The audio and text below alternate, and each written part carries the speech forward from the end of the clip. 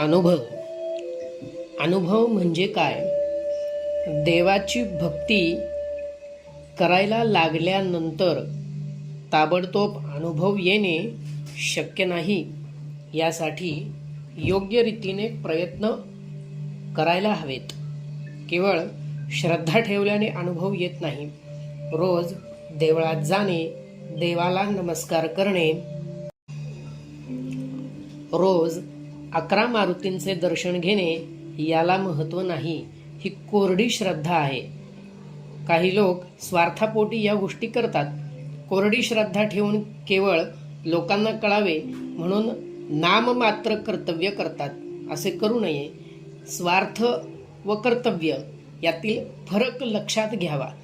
खऱ्या कर्तव्याला जागृत करा, तरच तुमचा भविष्यकाळ उज्ज्वल होईल. तुमच्या मनात भाव चांगला असावा, त्याला कर्तव्याची जोड द्यावी व प्रत्यक्ष कृती करावी. तुम्ही या ठिकाणी आला आहात तेव्हा या ठिकाणी स्थिर व्हा.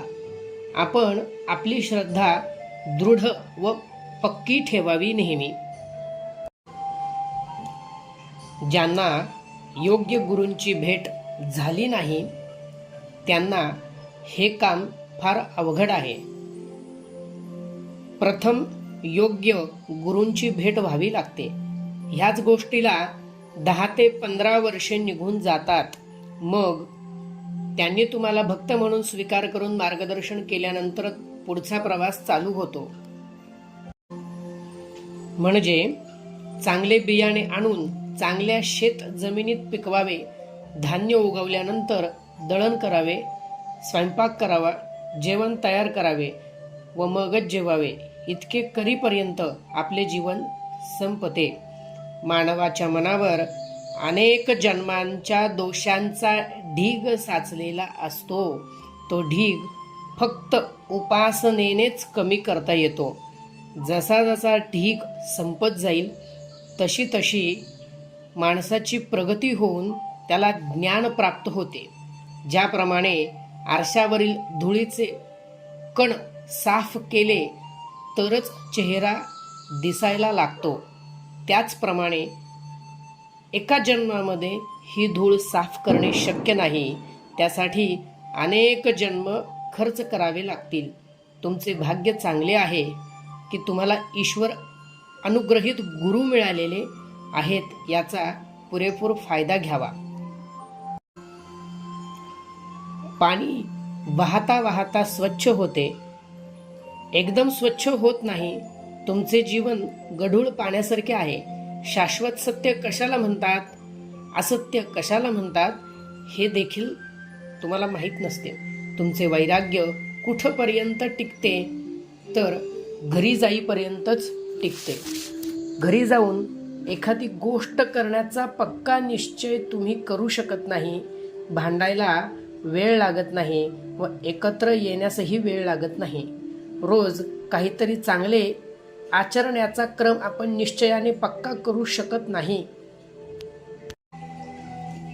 इतकी तुमची मने दुर्बल झालेली आहेत. आपण संसारी व प्रापंचिक माणसे आहोत. यासाठी जीवनात अध्यात्माची नितांत खूप गरज आहे. अनुभव हे सर्वश्रेष्ठ असतात. सामान्य माणसाने योग्य प्रयत्न केले म्हणजे त्याची पात्रता वाढेल व त्याला अनुभव सुद्धा येऊ शकतील. जोपर्यंत भक्त आपल्या गुरूंवर दृढ विश्वास ठेवत नाही तोपर्यंत गुरु त्याला मार्गदर्शन करीत नाही. गुरु म्हणजे देव, गुरु म्हणजे समाधान, गुरु म्हणजे शांती आणि गुरु म्हणजे प्रगती.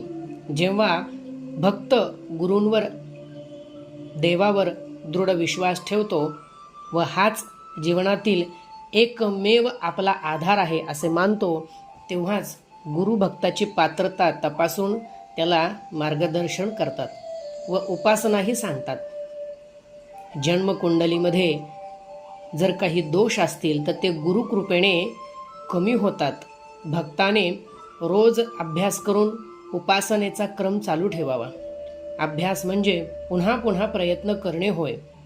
साधारणपणे मनपूर्वक उपासना 1 किंवा 2 वर्षे केली म्हणजे काही किरकोळ अनुभव यावयास लागतात.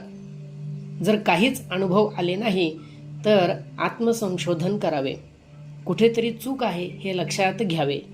ती चूक सुधारून घ्यावी. तुम्ही जोपर्यंत योग्य मार्गावर आहात तोपर्यंत गुरु तुम्हाला उपासनेविषयी काहीही बोलणार नाहीत.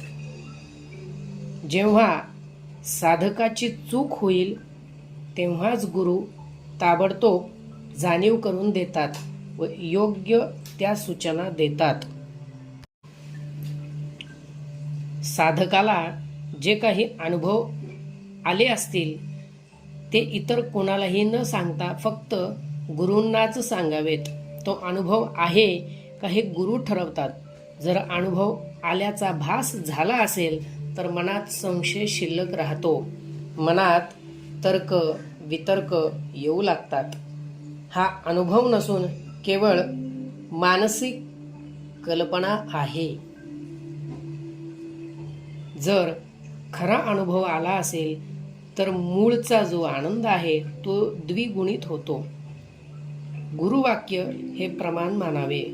काही लोकांना कित्येक वर्षे उपासना करूनही अनुभव येत नाही. यावरून त्यांचे मागचे दोष किती शिल्लक आहेत ह्याची कल्पना येते. ते संपल्याशिवाय पाणी उताराकडे वाहणार तरी कसे? ते दोष संपल्याशिवाय अनुभव येत नाही. सामान्य भक्त जेव्हा योग्य मार्गाने उपासना करतो तेव्हा त्याला काही किरकोळ अनुभव येऊ लागतात. ह्याला प्रगतीचे टप्पे म्हणतात. उपासना विशिष्ट अवस्थेत पोहोचल्यानंतर साधकाची अवस्था उच्च कोटीला पोहोचल्यानंतर त्याला काही सुंदर अनुभव येऊ लागतात. ते अनुभव म्हणजे अनाहत नाद ऐकू येणे, समुद्राच्या लाटांचा आवाज, बासरीचा मंजूळ आवाज, घंटानाद ऐकू येतात. हे परमेश्वराच्या प्रचितीचे लक्षण आहे. भगवंत दिसतात. ते तेजोमय स्वरूपात दिसतात. भगवंताची प्रचिती आली की ज्ञानाची प्राप्ती होते. परमेश्वराच्या केवळ नामाने आधार मिळतो, आनंद मिळतो, समाधान मिळते, मनाला शांती मिळते. त्याचा अनुभव नेहमी असा असतो की त्यामुळे भक्तांना समाधान व आनंद मिळतो. भक्तांच्या पाठीशी त्याचा भक्कम आधार होतो. आपण मनाचा जो आधार अनुभवतो तोच त्या शक्तीचा आपल्याला आलेला अनुभव असतो. आणि अनुभव होय.